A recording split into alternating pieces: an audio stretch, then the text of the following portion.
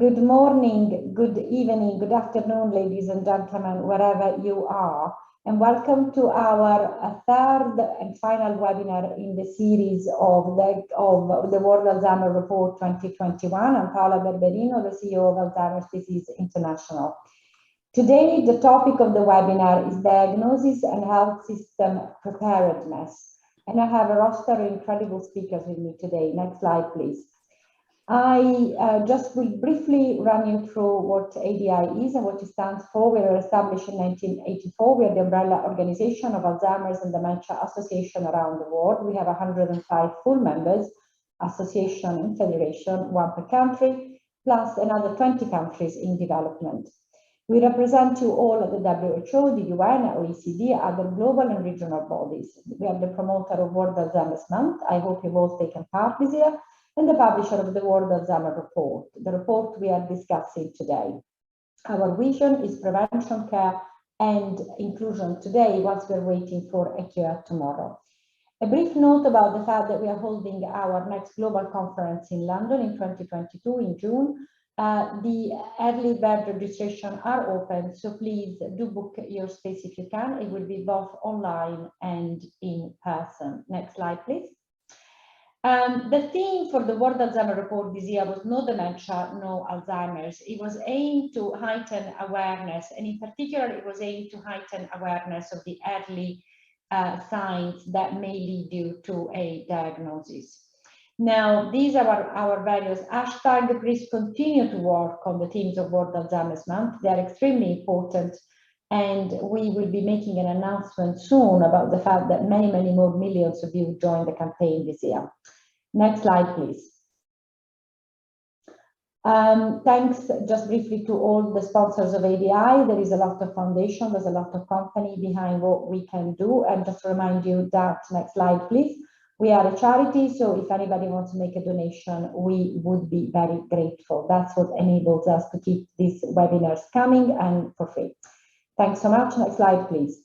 Now, let me introduce you to the speakers that are going to be on this panel today. Professor José A. Morais is the Director and Academic Leader of the McGill Dementia Education Programme in Canada. Dr. Soeren Mattke is the Research Professor of Economics and Director of the Center for Improving Chronic Illness Care at University of Southern California in the USA. Elina Suzuki, the Advisor to the Director for Employment, Labour and Social Affairs at the Organization for Economic Cooperation and Development, OECD, in France. Geoff Orry, who lives with dementia and is an advocate with the Scottish Dementia Working Group in the UK. Dr. Fabiana da Mata, Postdoctoral Researcher at the Universidade Federal de São Paulo, UNIFESP in Brazil. And last but not least, Phyliss, the Global Head of External Engagement, Alzheimer's and Neurodegeneration at Eli Lilly Company in the USA. Welcome to all of you. Next slide, please. Because some of you will have not come to the launch of the report, just a brief reminder, the report is set in the context of the fourth priority of the Global Dementia Action Plan of the WHO, and it deals with dementia diagnosis, treatment, care, and support. The target is at least 50% of country as a minimum, 50% of the estimated number of people with dementia will be diagnosed by 2025. We are not quite there yet. Next slide, please.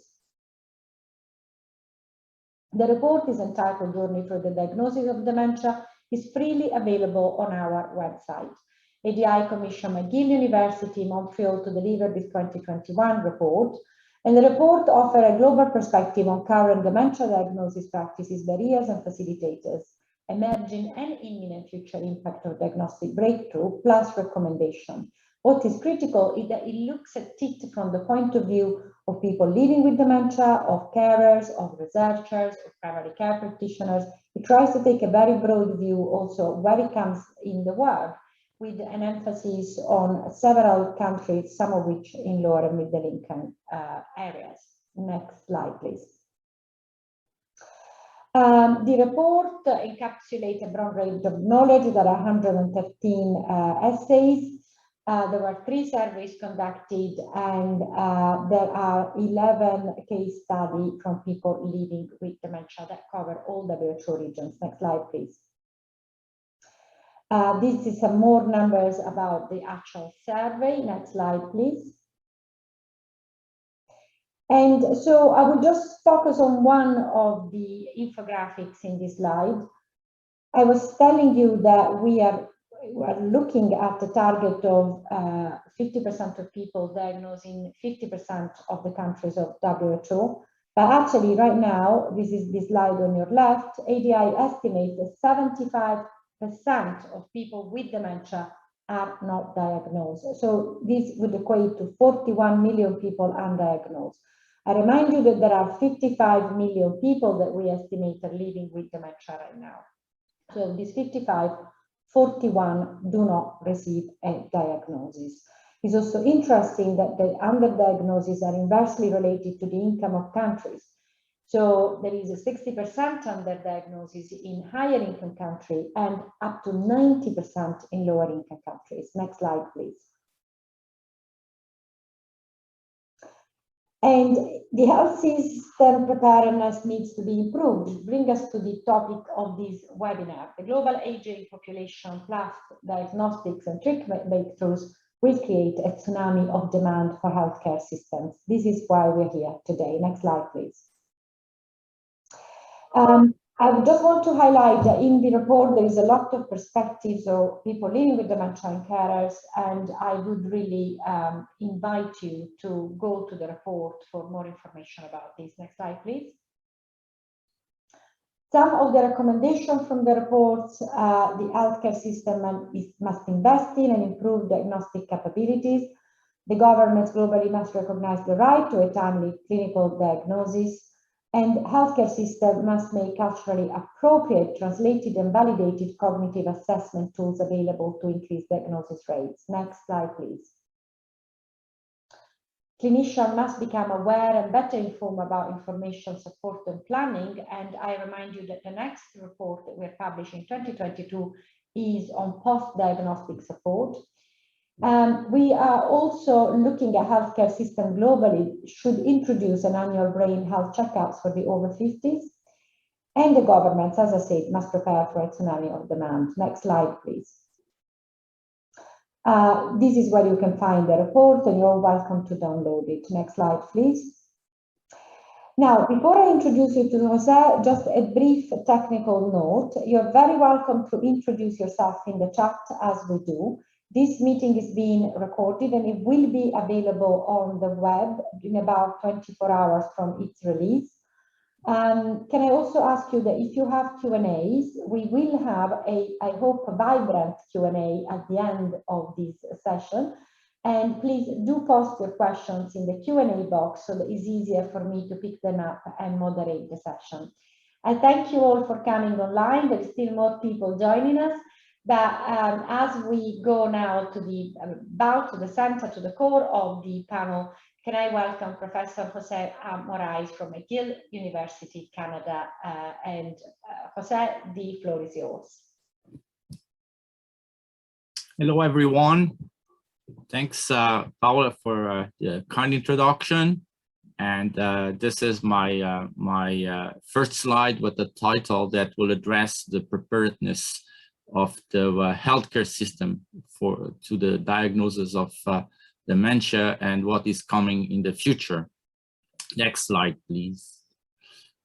As already presented by Paola, there is different components to the report. One of them was a survey of different players, including associations, including physicians and people living with dementia and their carers. And as one can see in this graph of the survey of people with dementia, is that only 45% were satisfied with their meeting with the physician on the first encounter to diagnose dementia. And what people complain of is in different percentage is the lack of information about dementia, even after meeting with the physician or the healthcare professional. In 75% of them, then 47% mention about the lack of access to healthcare. And another interesting item here in our survey was the reluctance to seek medical advice in 38% of the cases. This has a connotation with stigma, because people do not want to hear because of their ignorance and also about the lack of hope that they see associated with the diagnosis. So there is ways of improving that situation, and we're going to mention in the next slides what can be done as well. Next slide. First, this sentence taken from the recommendations of the report is that a rapidly aging population coupled with diagnostic and treatment breakthroughs has led to increased pressure on the global healthcare system. And this is true. And the question is the healthcare system ready? From our report, based on different assays, expert assays, as well as survey, it's clear that physicians, they lack dementia knowledge. And this has an impact on diagnostic accuracy, and we should have solutions for that. People are seeking a diagnosis more frequently in an already congested system. And this is due to obviously awareness, but also because in the web, there is a lot of memory tests, and this will trigger more need to have a proper diagnosis. However, these screening tests lack standardization, and there is not a clear one that could be adopted worldwide. There is also limited time allocated for a proper cognitive assessment. We know that in average, a physician takes 10 minutes to assess the patient. Within 10 minutes, there is lack of time to do a proper assessment. And following this first encounter usually with a primary care physician, then it's quite clear that access to more specialized tests to improve the accuracy of the diagnosis, it is lacking. And this will be addressed by different speakers on this today's meeting. Next, please. So education is so essential to overcome many aspects of the dementia diagnosis and management. And to achieve that, it's quite clear that we need to have a collaboration and giving its importance, a focus on the diagnosis and the people living with dementia. And this will be achieved through not only governmental policies, but as well as through different agencies, including associations and even physician associations. Clinicians, as well as people living with dementia and their carers, they have access to updated information on the different Alzheimer's Association websites.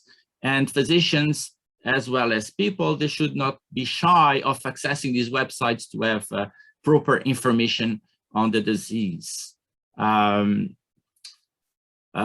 It's quite clear that clinicians themselves, including physicians, they need more education on dementia. And this at different levels. To start with, at the university, programs on education of dementia, but as well as later on, once we become certified professionals, to have continuous professional development education to keep up with the new findings and results of innovation and research. I already have addressed the need for faculties of medicine to have adequate programs for their professionals, but also these programs should be tailored also for people living with dementia and their carers. And this should include, we think, from the report results, that we should take advantage of our electronic education tools that are available. And obviously, the discrepancy between low and middle income countries with that of more high income countries, the the situation contributes to a greater need in these low and middle income countries to receive proper education. Next slide, yes. So the question of limited access to equipment, obviously this disparity between high income and low income is ever more evident than in the lack of medical equipment, assessment tools, and advanced technology. We have to be conscious of that and support these countries that are less favored. And there's many reasons for that, including geographical, culture, and language barriers, because most of the tools come in English language and more international languages, and leaving those countries without support to have a proper diagnostic tool. One of the big limitations is the education levels and literacy rates that prevails in different countries, for which we need more accurate questionnaires and tools to diagnose dementia that is specific for that type of population. And obviously, in different countries and areas in the world, there is unstaffed and underfunded, leading to higher incidence of misdiagnosis. And this is a problem that we need to solve as a joint effort. Next slide, please.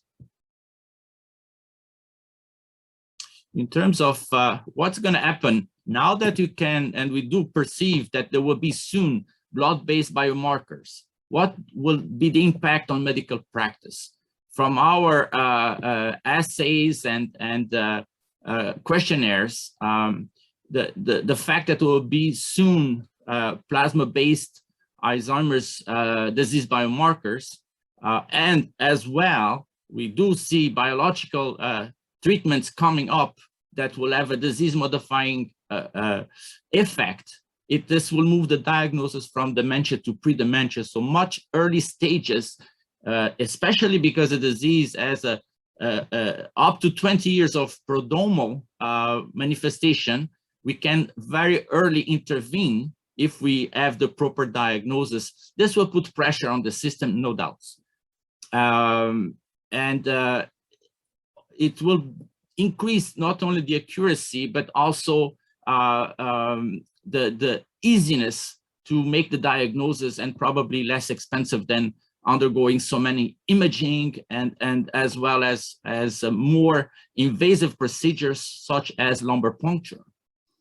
This change will signal a substantial increase in patient visits in the primary care setting, because it is the primary care setting that is the ones making most of the diagnosis.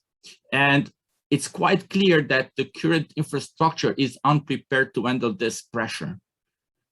This may further reduce doctor-patient length of visits because of the number of patients or people living with dementia that will request visits and in an already busy setting. So there is an urgent need to formulate global healthcare solutions to manage this increased demand on a system that is already quite busy and strained. And I will end here and be available for questions later on as Paulo will moderate the discussion. Thank you for your attention. Thank you very much, José. One of your slides had this wonderful bullet point on it. The online environment has provided individuals a wide range of resources, including self-administered screening tests, but we should be wary of a lack of unified standard or benchmark. That is one of the reasons worrying about our constituency that can be led into believing the wrong things or doing wrong actions. And there is just so much not real information available on the web. That is one of the reasons why we did commission this report. Thank you so much for your very important summary. It is still 400 pages, so it's difficult to summarize what it says. Now, I'm going to introduce you to a video that Dr. Soeren Mattke recorded for us earlier this week. So Jane, please, if you could play the video. It is a pleasure to be here today to talk about what we have learned 4 years after the so-called RAND report. My name is Soeren Mattke. I'm a professor at the University of Southern California in Los Angeles, formerly at RAND, where my group led this effort to look at health system readiness for a disease-modifying treatment. So our first work in this portfolio in 2017, we looked at the preparedness of the US healthcare system to deliver an Alzheimer's treatment.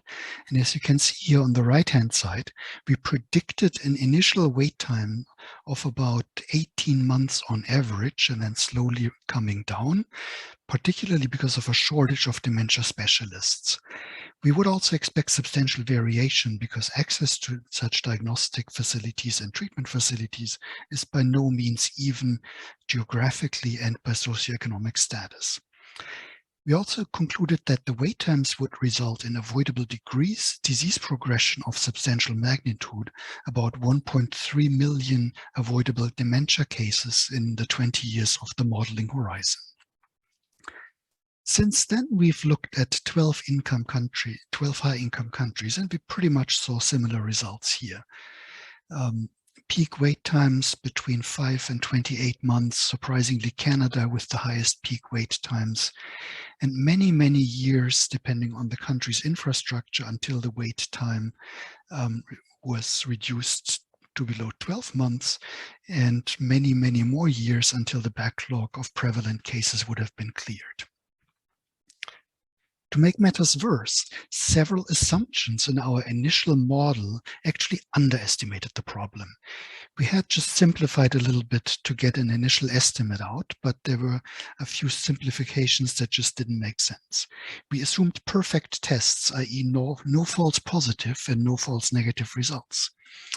We assumed that not the worried well, but only the cognitively impaired would seek out evaluation, and that individuals who had tested negative at any point of the patient journey once would never return to subsequent evaluation. We recently published a model that corrected these assumptions, and predictably it showed a substantial increase in the predicted wait times. As you can see, we went from about 18 months all the way to about 50 months, and even worse, consistently high wait times rather than a clearing of the backlog. On the bright side, technology has improved. We now have the emergence of blood-based biomarkers for the Alzheimer's pathology that improve the triage because they give us a reasonable suspicion that the Alzheimer's pathology is present before we send somebody to confirmatory diagnostics, say with PET scan or CSF testing. Here we simulated the specialist visits that you would need in the US to clear the prevalent cases. If you did here the red and the blue line, referrals to specialists based on a positive cognitive screening test or a positive blood biomarker test only, and then the lower two lines if you combined the two tests. And if you combine the two tests, you can see here that compared to the dashed line, which is our estimate of available visits, we come pretty quickly below the dashed line, i.e. we have more visits available than we would need, i.e. we can clear the backlog rather quickly, whereas with a single test we remain above the expected capacity and continue to grow in terms of the backlog. We also see better digital cognitive tests that improve the specificity, particularly for MCI detection. Previous tests did fairly well when it came to detecting dementia, but with detecting mild cognitive impairment, there was still a very high number of false positives that would be referred to specialist evaluation without an eventual treatment indication. Here's some results for one of these tests, the so-called Cognigram test. It's a card sorting game. You can see here for learning working memory, it gives you an ROC of 9.1, pretty high specificity, less so on psychomotor and attention, but at least on some domains, this test performs considerably better than tools like the Mini-Mental or the MoCA. On the planning side, however, relatively little has changed. The pandemic, of course, has absorbed all attention, all resources, and has left little for matters of routine medical care. Also, no national dementia strategy, even many countries laudably have implemented such strategies, addresses preparedness for a treatment. I challenge you to show me one, because we have looked at many, many such strategies over the years and yet to see one that explicitly sets in force a plan that would help to accommodate disease-modifying treatments. And then there's the slow rollout of aducanumab that probably adds to the complacency, where people say, see, it's not going to be so bad. People are not rushing to get treated. But make no mistake, this is a confluence of a lot of unfortunate events that have little to do with the effectiveness of the drug itself.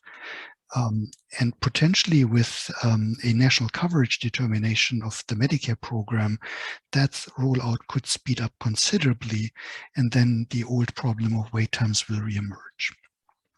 So where does this leave us? Ignoring the problem does not make it go away. We still have about 7.3 million people with mild cognitive impairment in the US. Very few of them have ever been formally diagnosed, let alone their etiology been determined. And then we haven't even scratched the surface of the problem in low to middle income countries. We recently started Brazil and China in our country series, and disease burden, of course, is quite high in these countries just because they're very populous. But they're also aging, and they also have much less robust control of cardiovascular risk factors than what you observe in high-income countries. So in contrast to the high-income countries, where dementia incidence rates are sort of flattening out in spite of aging, you see actually increasing incidence in countries like China and Brazil. And they are just representatives of middle-income countries that all face similar problems. We do see private initiatives like the Davos Alzheimer Collaborative emerge that try to tackle improved detection and diagnosis of early stage Alzheimer's disease, and then, of course, referral to treatment. But in the end, without a robust government response, such efforts cannot be sustained or scaled.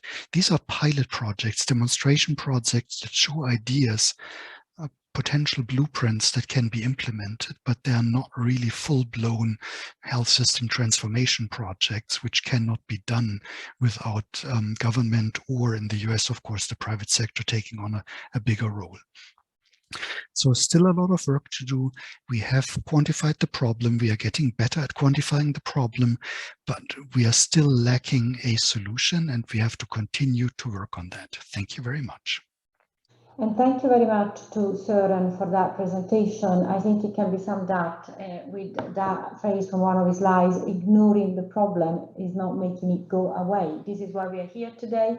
Thank you also to the many of you that are posting questions in the question and answer box. We will address those questions at the end of the webinar. And now I'm going to give the floor to Elina Suzuki, the Advisor to Director of Employment, Labour and Social Affairs at OECD in France. Elina, the floor is yours.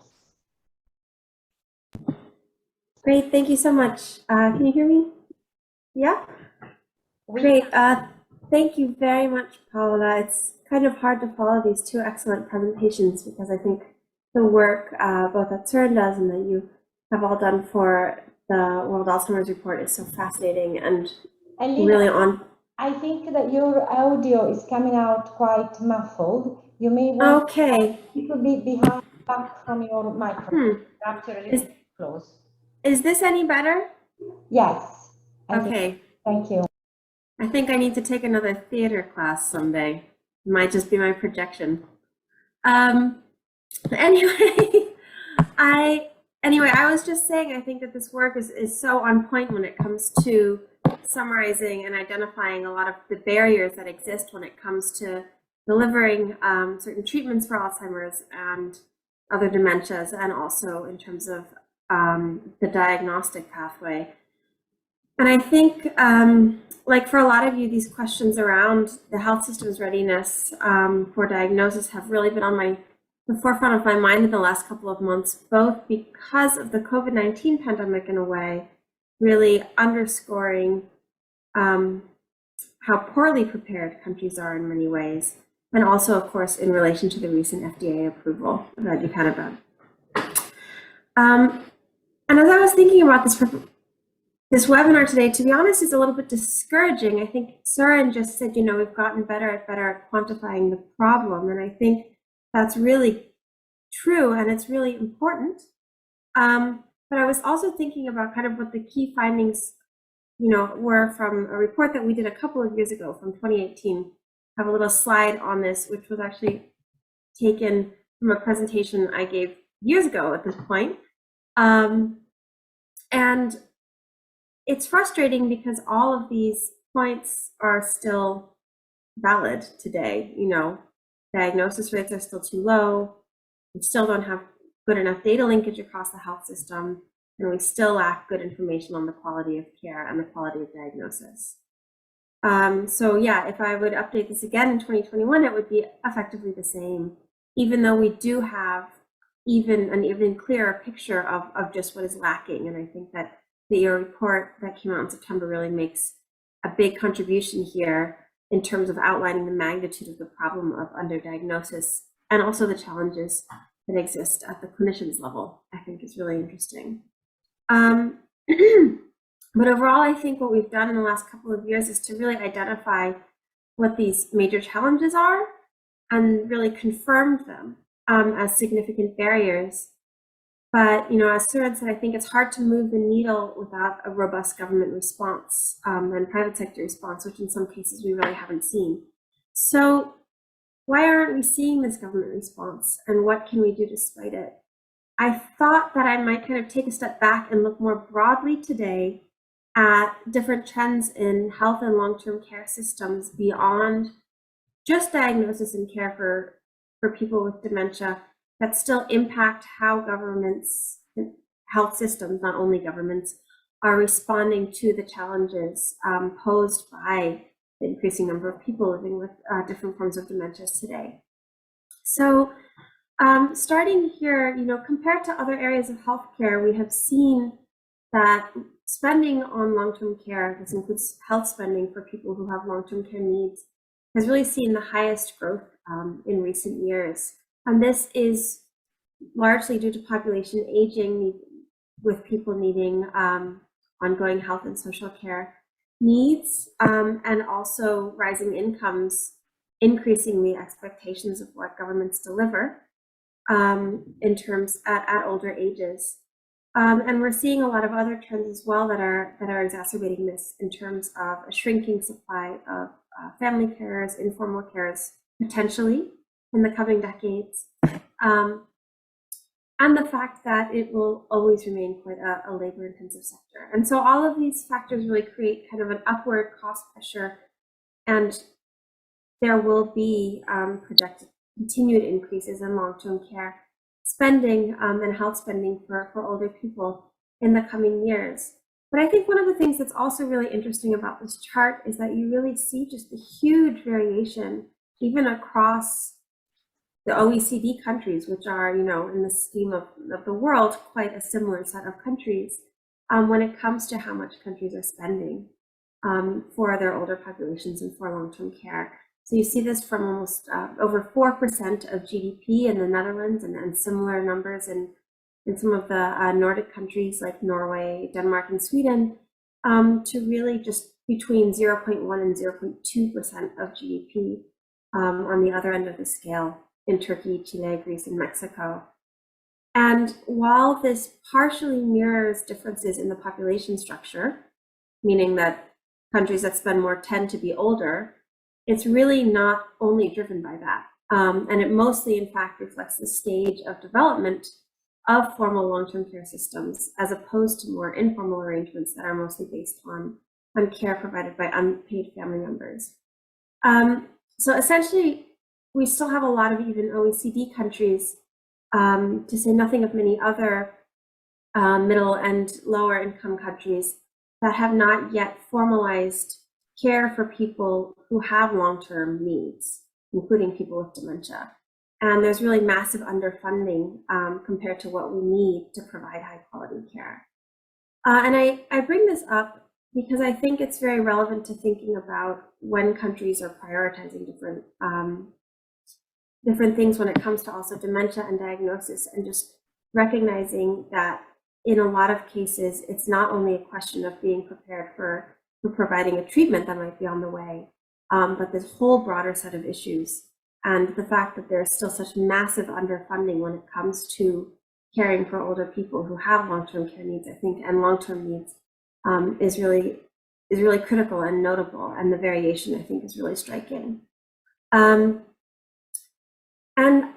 next slide, please. Thank you. I also wanted to turn a little bit to another aspect of kind of broader health systems readiness and development that I think has real implications and potential for transforming diagnosis, and not only the diagnostic process, but also what happens because of the diagnosis.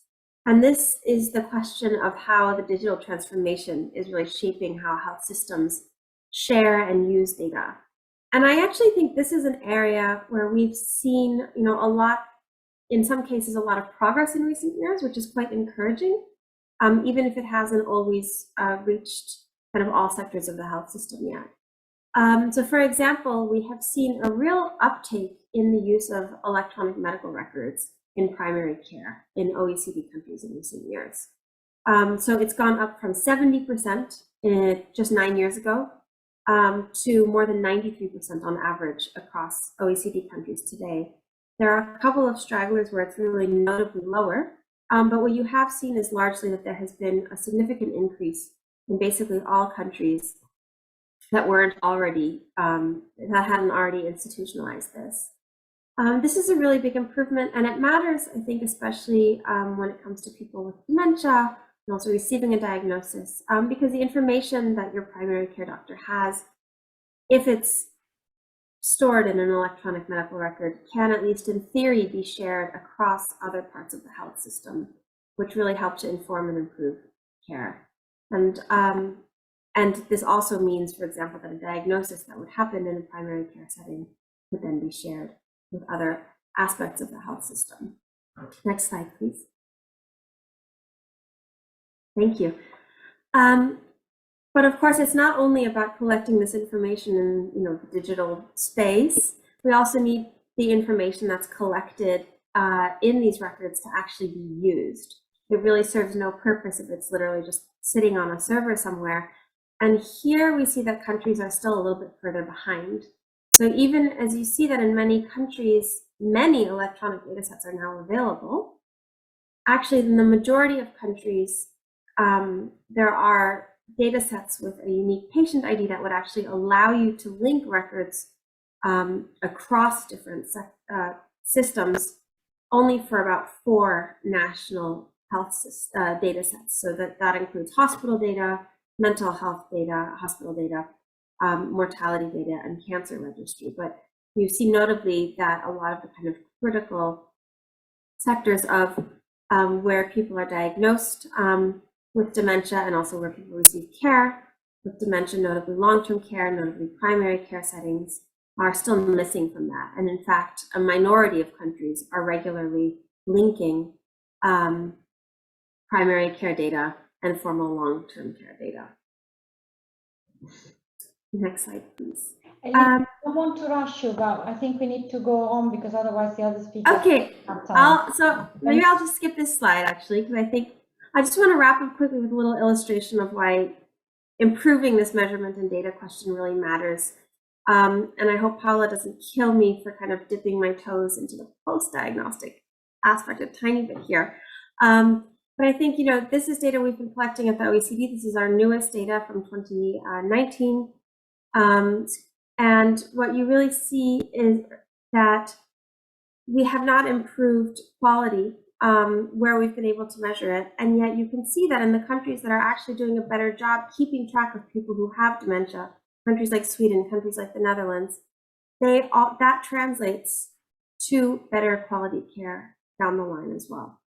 So I think I'll leave it there because I know I've probably gone over my time, but thank you very much. Elina, sorry for having to rush you. That last slide will give a lot of food for thought to the team that is now working on the second report.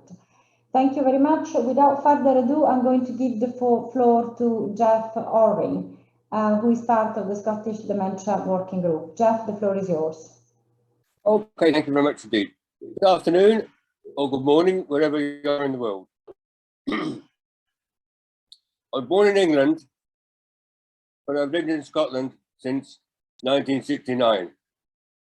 I was diagnosed with vascular dementia in 2017, but my dementia adventure really starts in October 2016. I had two very stressful telephone calls, very demanding calls, and very irate people on the calls. And my brain went into lockdown, and I just couldn't cope with a sudden unexpected impact of demands from a variety of sources. And I've got to be honest to say, from that moment, my life really did change forever. Prior to diagnosis, my demeanor was I was a happy, cheerful, and contented little soul. Post-diagnosis, and my character changed to one who was continually disagreeable, unreasonable, perverse to simple requests, and as bad-tempered and irrational to logical demands. And in the main, it was everybody's fault, except mine. I was forever feeling sorry for myself, and was always in denial mode.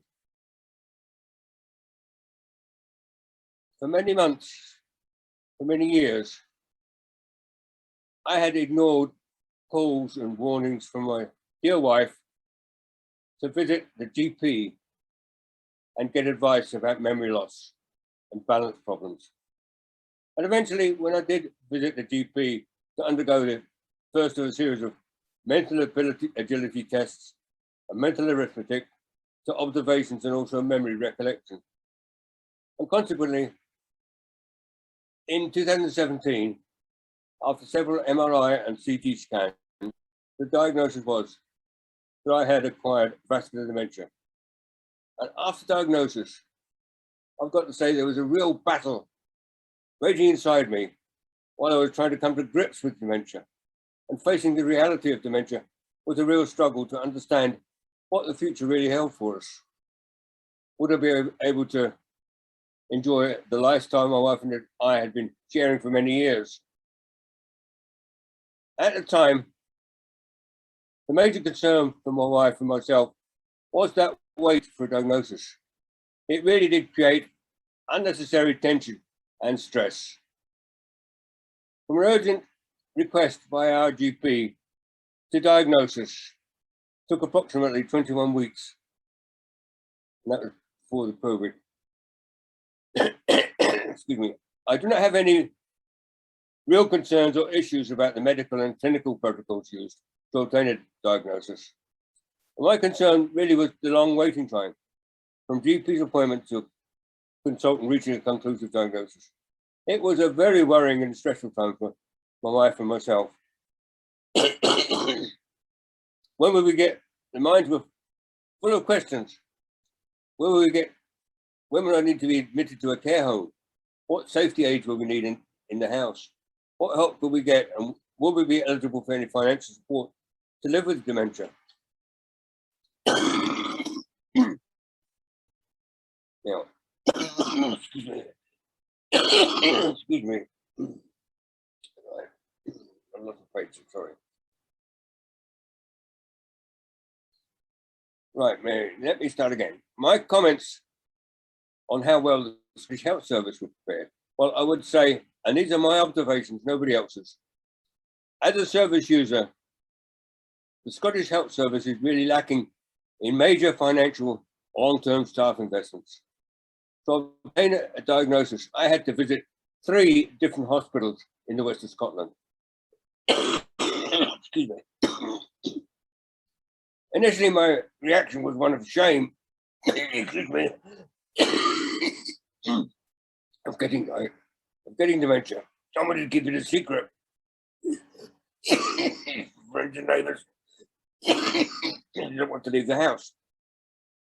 I didn't want to be, in any circumstances, a burden to anybody. And my favourite expression at that time was, all the time I have my faith, my wonderful wife, and my sense of humour. Events, you know, all right. I'm sorry about that, excuse me. For the next few months, post-diagnosis, I was lethargic. Fatigue set in really quickly. After, for example, a few hours spent, an afternoon spent on working on my model aeroplane, I was easily distracted and tended to lose focus over a given task. Thanks to medication, I found I no longer tired in the evening. And my lethargy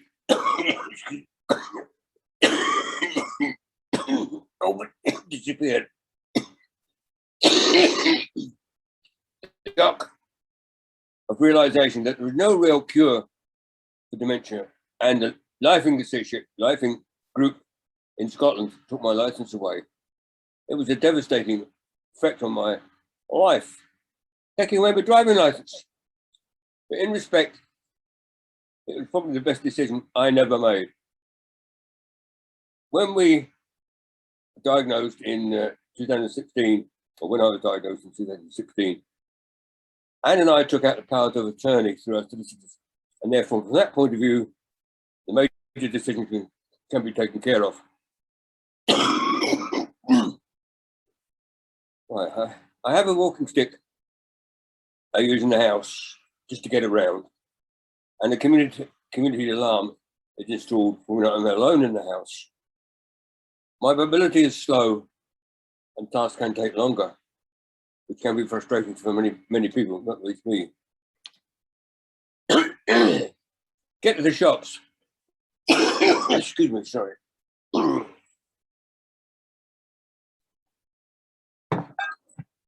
get to the shops, I got a mobility scooter, and that gives me a fair bit of independence outside. Since diagnosis, my printing and writing is rather rubbish. I use speech recognition for emails and documents just to speed up keyboard entry. I really am one fingered typing. Oh, God, you is. I'm struggling with this one. Right. Just take another glass of water. Oh, start again. Right. Short-term memory problems, Jeffrey. It can affect my speech in as much as halfway through a sentence, I can forget the name or a place or a location. Now, long-term memory, to me, does not appear to be a problem. And as an exercise, I've written down memories from starting school in 1947 to the present day. Excuse me. Now, some of the things we do in dementia, we've had to change just to live probably with dementia. First of all, we used to do a lot of touring with the caravan. We'll go back and go across to France for holidays, north of Scotland, Norway, places like that. We didn't do that anymore because I couldn't drive. So we invested in a static caravan. Excuse me, located excuse me, in a tranquil 5-star holiday park near the seaside. And it's a shelter from the world. Excuse me. It's a place where it's warm and cozy, and it's a boat hole, for much better term. Now, the local post-diagnosis support from the local authority provides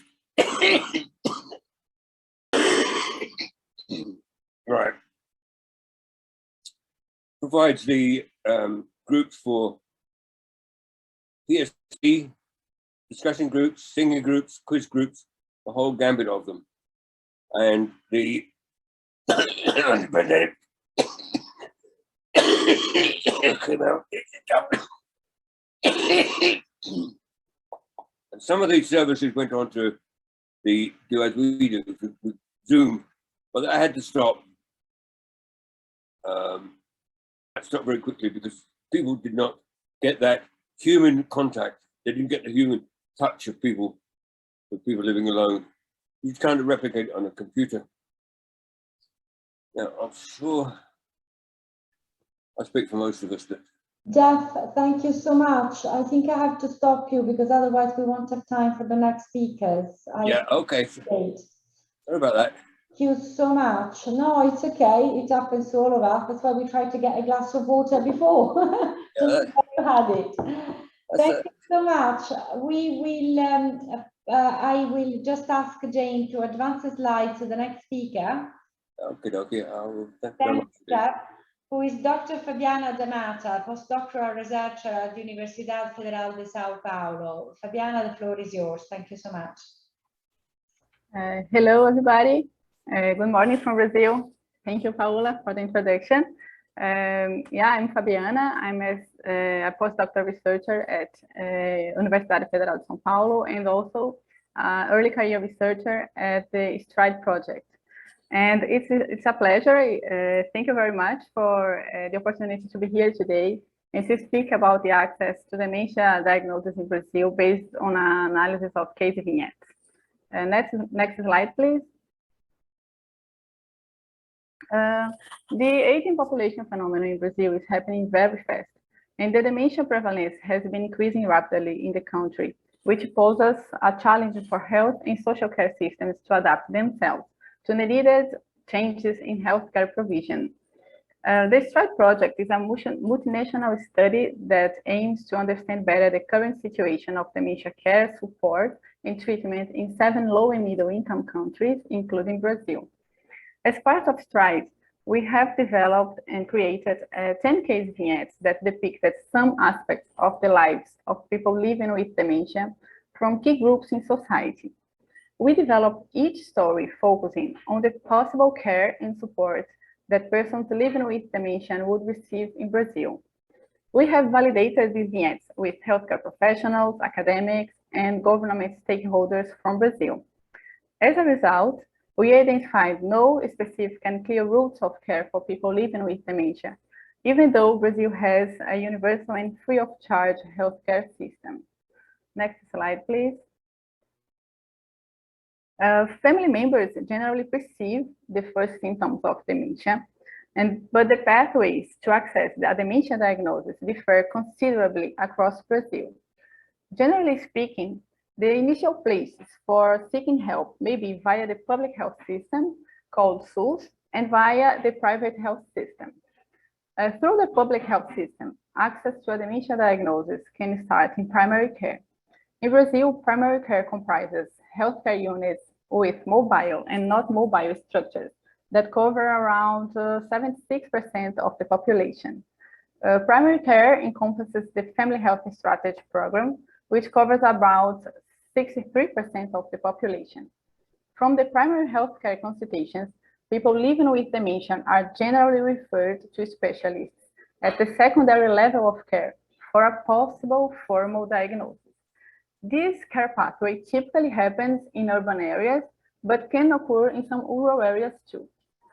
Access to a dementia diagnosis can also happen through the private healthcare system, where a person can generally goes directly to a specialist. In such a case, the person would probably have access to exams, medical consultations, and diagnosis potentially in a shorter space of time when compared with the public system. The private sector in Brazil is regulated, however, its quality varies across the country. Another possibility of seeking help in Brazil is through traditional healers. However, they are more commonly sought after by people from rural and remote areas. Next slide, please.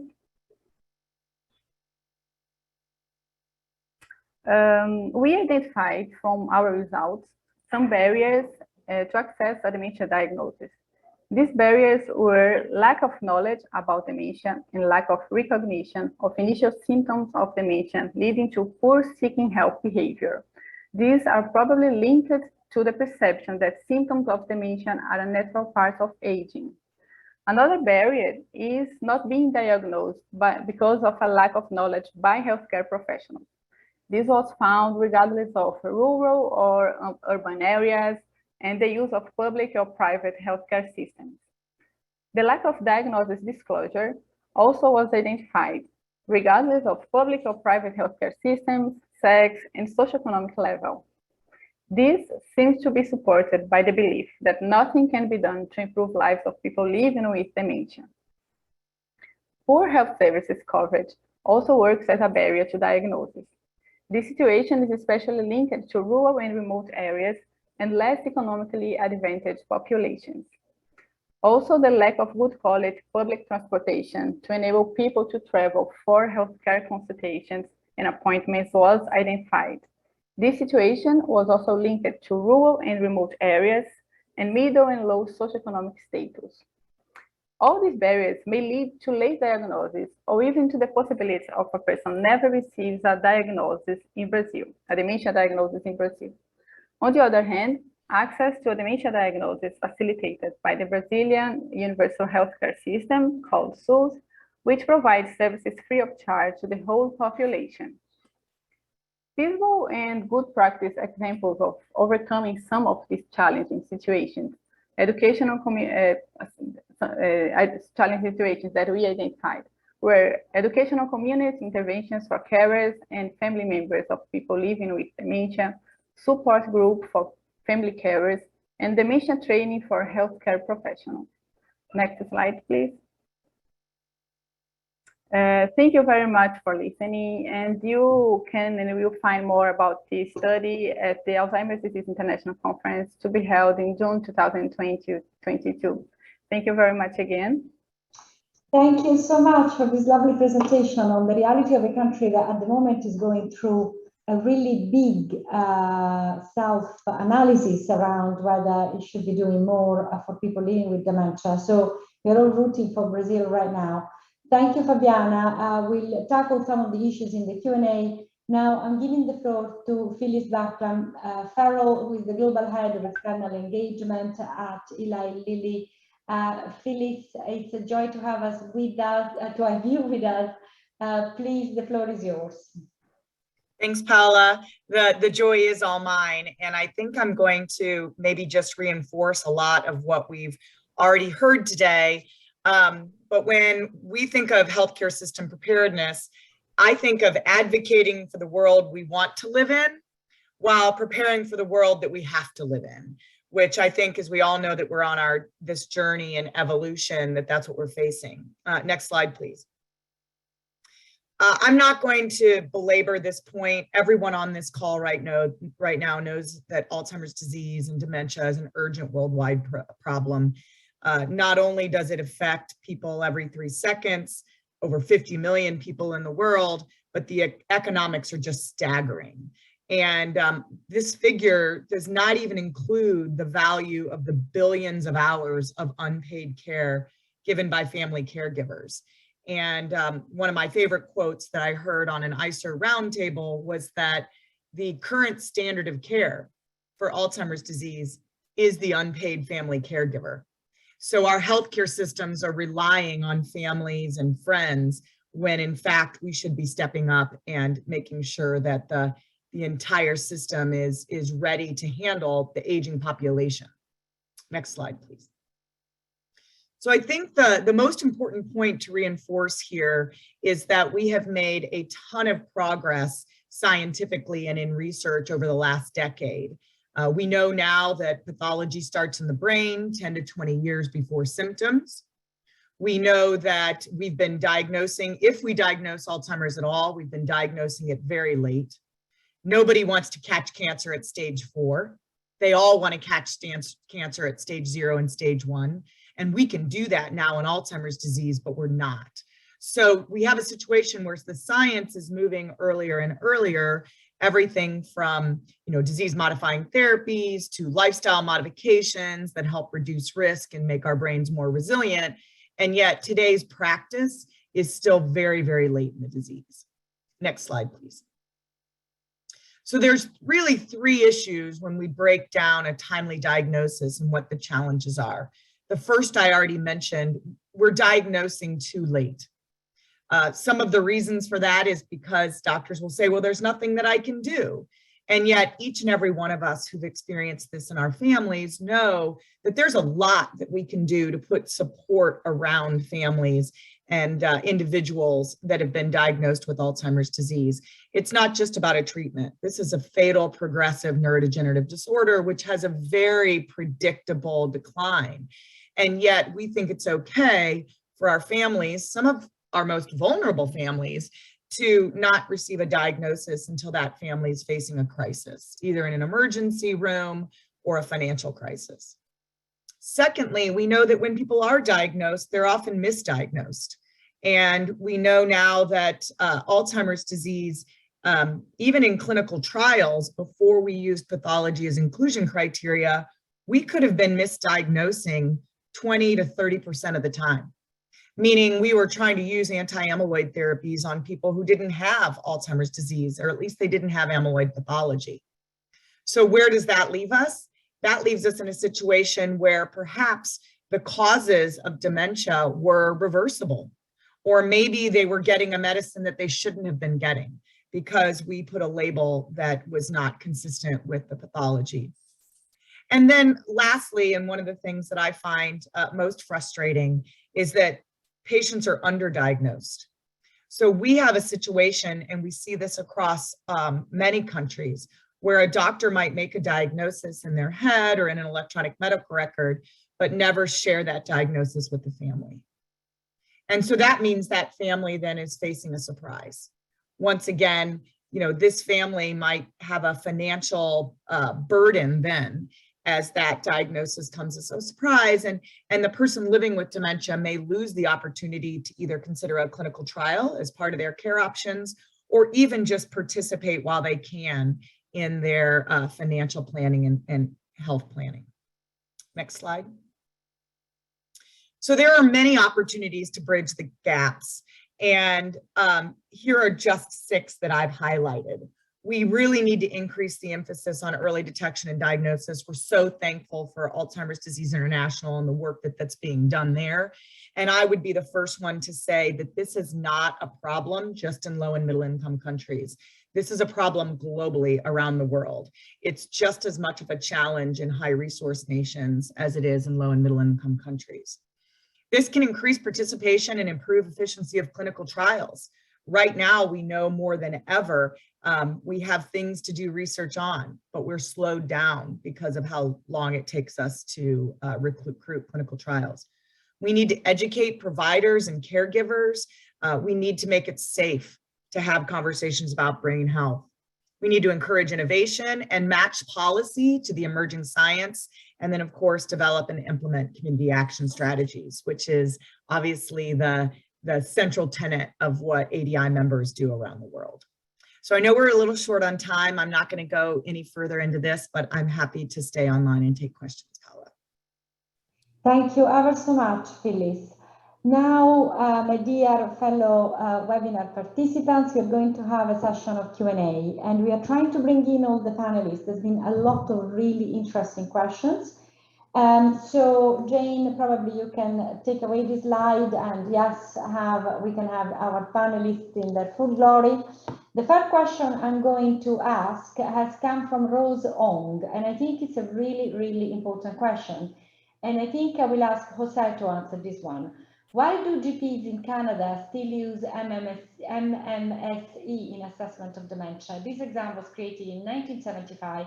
I passed this test, all 6 of them over the years, and yet I have had young onset dementia for 14 years. José, this one is yours.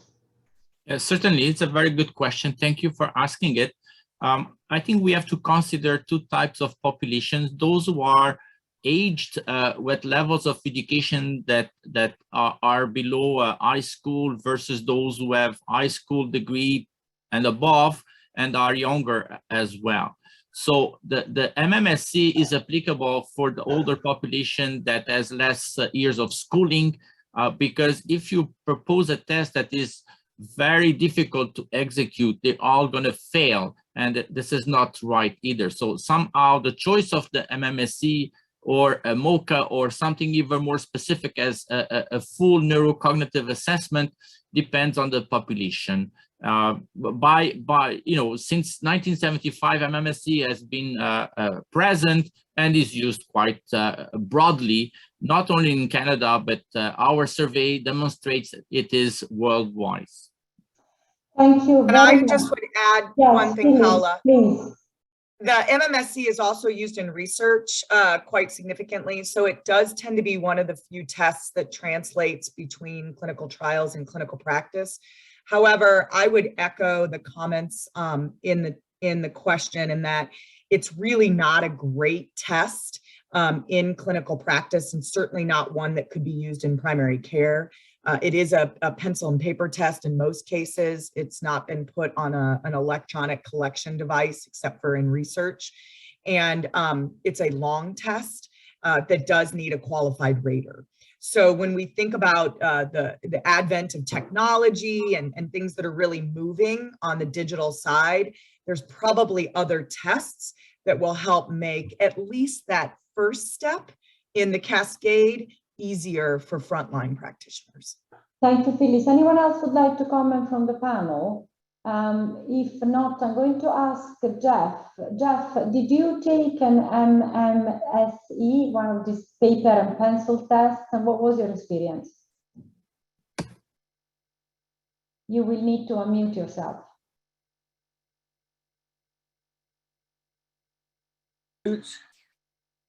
MMSE is one of these tests that you do when you seek for a diagnosis with paper and pencil. Did you do one of these psychological tests? I think I did MMSE, yes.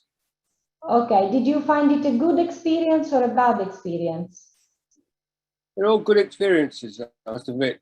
All of them I did, but the one that I found difficult was the numbers game. When you start off with 99, you take 9 away.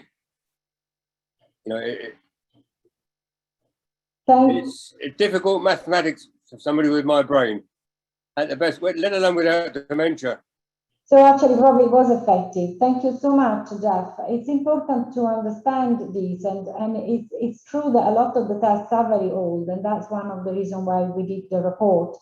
Now, I've got another question. I'm going to move quite quickly through the questions. It's very interesting, this question. It comes from Nicaragua. So it says, it is recently known that there are 4 proteins that can cause neurological damage in Alzheimer's. Before, only tau and beta amyloid were mentioned. Will the new treatment approved in early and moderate phase will have benefit on the 4 proteins? So this is really a question on aducanumab. Anyone on the panel would like to take this question? Phyliss, José, Elina? And I'm sorry, Paola, I don't see the question in the chat, but it was about amyloid versus tau. Yes, the question arises separately. It is wrong. There are 4 proteins that cause neurological damage. And before, we only mentioned tau and amyloid. The new treatments approved for early and moderate stage, will they impact all 4? So let me just step back. I think it's important to know that there was a historical position that it was amyloid versus tau. In fact, people used to laugh about the Baptists, the beta amyloidists versus the Taoists. And it was this battle about the 2 mechanisms. As I mentioned, we've made a ton of progress scientifically, and we now know that amyloid and tau are most likely part of the same disease cascade. And so amyloid happens first, tau then happens later, and it follows the pathology of the amyloid. And the tau, because it happens later in the disease cascade, actually maps more closely to symptoms.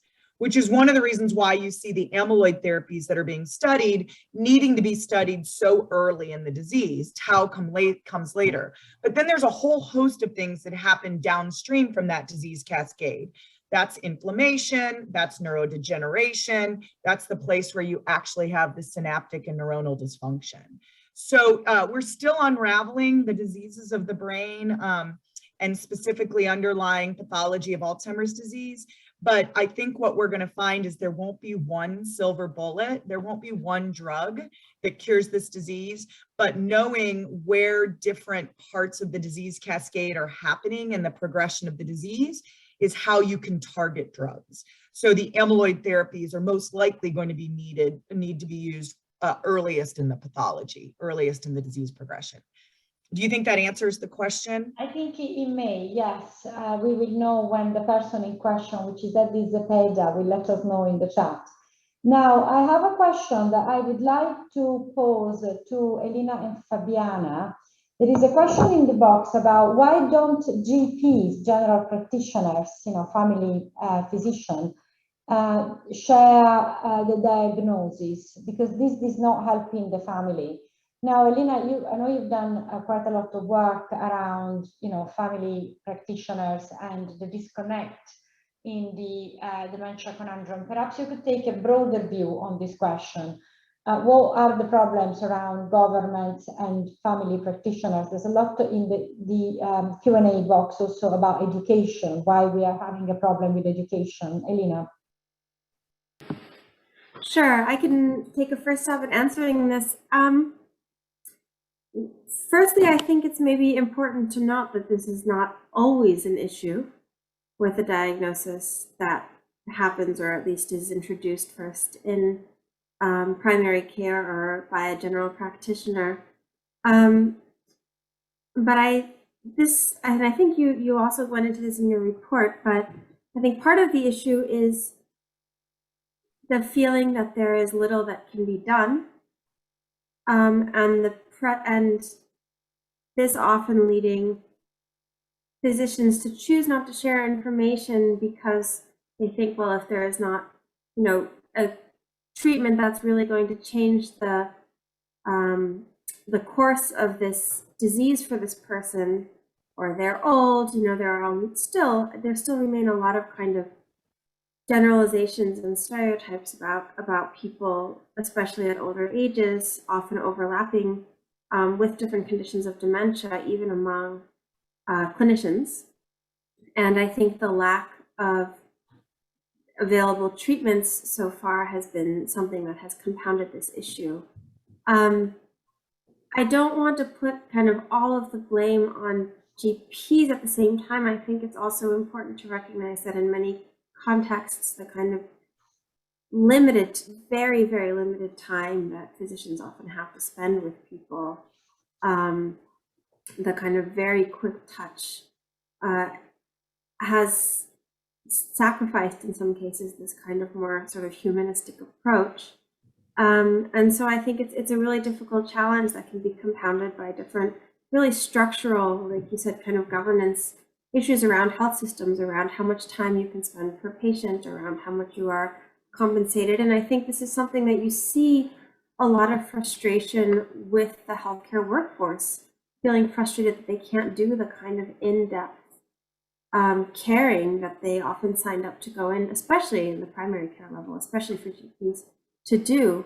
And so I think the issue of GP training and physician training and the lack of sufficient training among primary care physicians and general practitioners when it comes to dementia, the limited number of hours that you have in medical school, the lack in most cases of any kind of required follow-up career training around dementias, except for voluntary training. Sorry, you're cutting me off. I know. Anyway, sorry, Elina. I want Fabiana to have a chance to answer. Yeah, we only have 1 minute left. Thank you so much. Fabiana, just briefly, there is a little question which is very important about whether you have some tips about the best strategy to reach out and educate family caregivers as a first line of addressing problems in a country. very briefly, have you got a view on this, given your presentation? Yeah, thank you very much, Paola. Thank you for the question. Yeah, thinking the example from Brazil, I think that the primary care services is really key in, it's like a really important tool in educating the community, because, for example, here we have the Family Health Strategy Program, which goes to the community, and then there is an interaction between the health services and the family. So this, for example, we could take advantage of these services to educate family carers, to explain about dementia, to prepare this family through the challenges that we know that will likely affect the family at some point. So I think that through some programs from the primary care services are really important and key and helpful to try to educate the community as a whole. Besides, apart from the whole education from the society, yeah, as a whole, as a general, the whole people from the society, we here in Brazil we still lack a lot of this, as was we saw a lot in the chat. So education is really key, and again, through the primary care, I think that's going to be really helpful for helping the family caregivers. Thank you very much, Fabiana. Unfortunately, we've run out of time for questions. So I would like to thank my panelists, Geoff, José, Fabiana, Elina, and of course, Phyliss, and finally, Soeren by video for being with me. I'd like to thank the team at ADI, and in particular, Chris Lynch and Jane Sibora and Katie Bingham, who have been with me throughout, with Louis Arterton, that has been tweeting about this meeting as we go on. Please do continue to follow us. Thank you for the many of you coming from 5 or 6 continents. I think I counted a lot of countries in today. As ever, it has been a pleasure to have you on this webinar. You will find the recording ASAP on YouTube, so you'll be able to follow it. Some of you asked very specific questions. We tried to answer them during the webinar. A couple we couldn't, and we will try to find you and send you the answer later on as usual. This is the last of our public open webinar series for this year. We are preparing a very exciting new program for 2022, and we hope that you will join us, as well as joining us at ADI 2022, our global conference in London in June. Thank you so much and have a lovely day. Goodbye. Everyone.